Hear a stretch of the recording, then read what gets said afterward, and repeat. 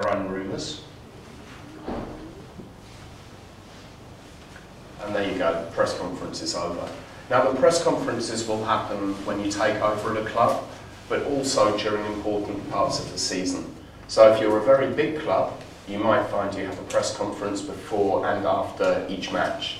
If you're a smaller club, it will only be when there are important matches going on.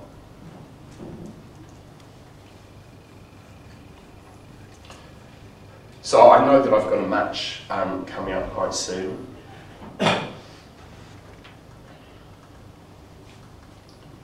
So let's go through and show you the match engine in all its glory.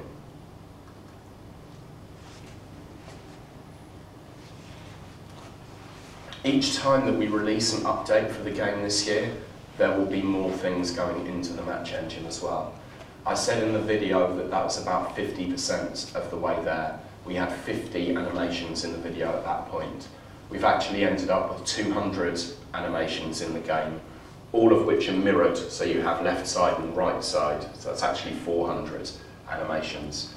In the update that we'll be releasing on Friday, there will be some more animations on top of that, and we will continue adding as we feel it's necessary. The good thing about releasing on PC and Mac is that we can do updates whenever we want to.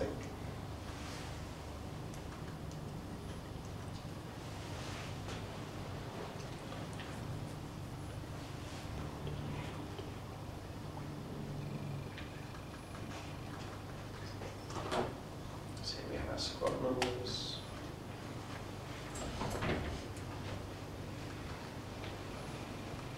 And let's go through to the first match.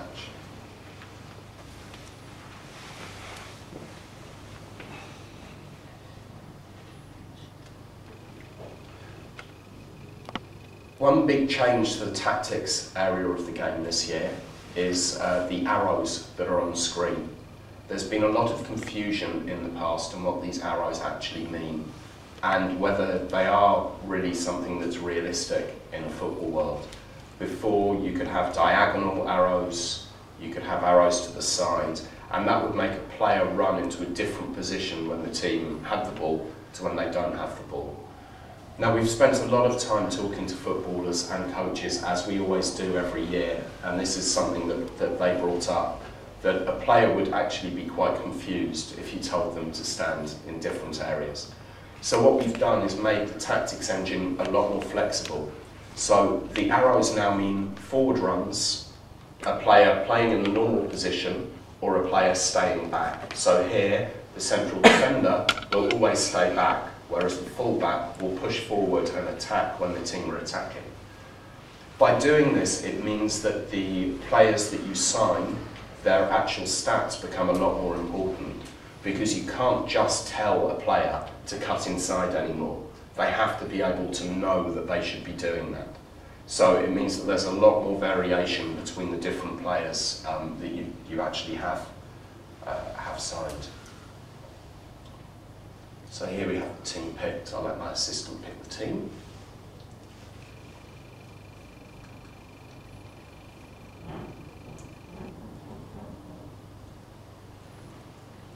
Now again, as I mentioned in the video, I can get feedback from the assistant manager, and here you can see some of the different areas, and obviously when you have more injuries there'll be more information in here, and as you play more games there'll be more information because the assistant can see which players are on form and which players aren't.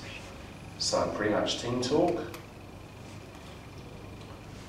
and here I can decide exactly how I want my players to deal with all of the Everton players. I think here I've got lots of Everton's reserve team playing against me, so I should win, in theory. Let's see.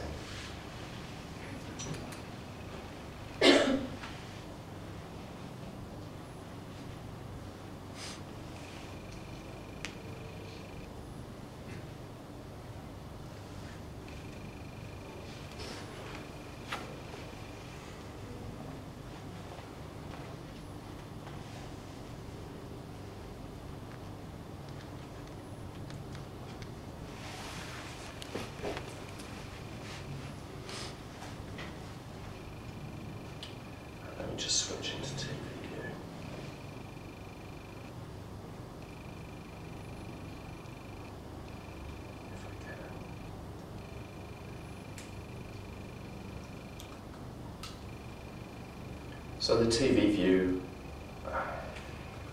as I said in the video, you can choose all different types of information. So let's see how my players are motivated, and this will change throughout the match.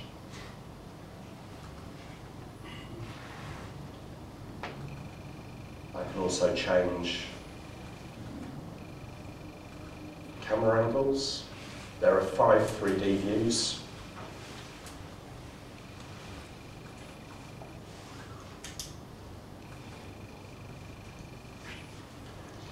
We've deliberately kept the view quite far back from the pitch, because with a management game you really need to see what all of your players are doing at all of the time.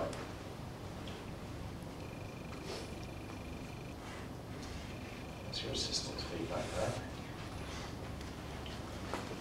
there. You can also have a little radar pitch. And you can drag these and put these wherever you want to on the pitch.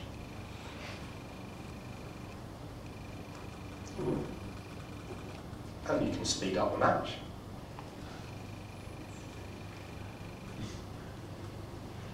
And you can also slow it right down if you want to play in slow motion.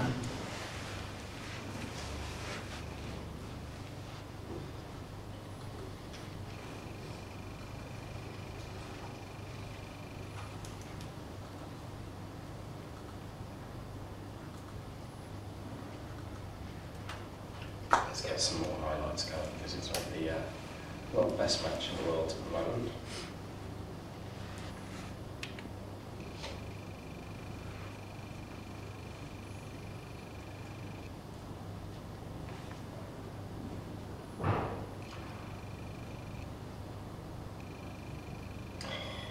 Shoot!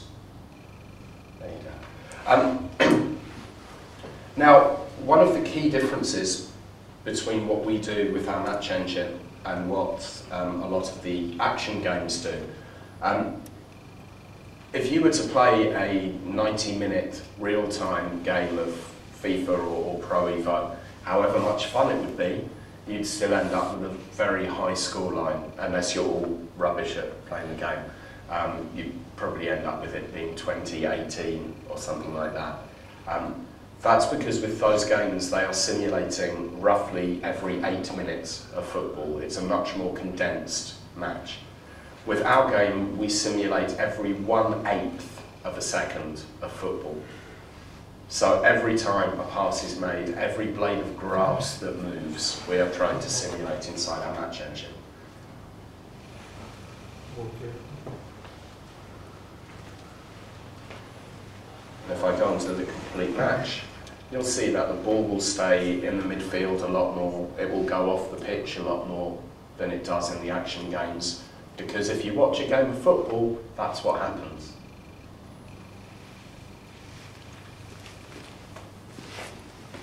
Hopefully there'll be a goal at some point.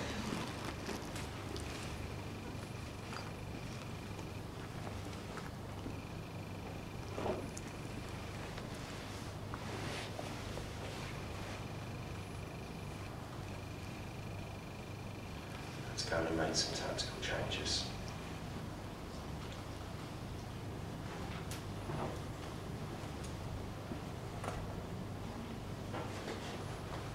I'm not going to use the tactic that I've made at home, that would be too much.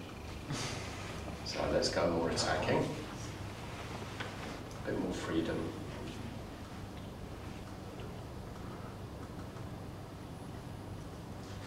And a faster tempo. Every single tactical change that you make will make a difference. Hopefully not a bad one. Go away, Everton. You can see as well that there are advertising hoardings around the pitch. We have a deal with a company called IGA, who will be providing adverts into the game. The default adverts that we have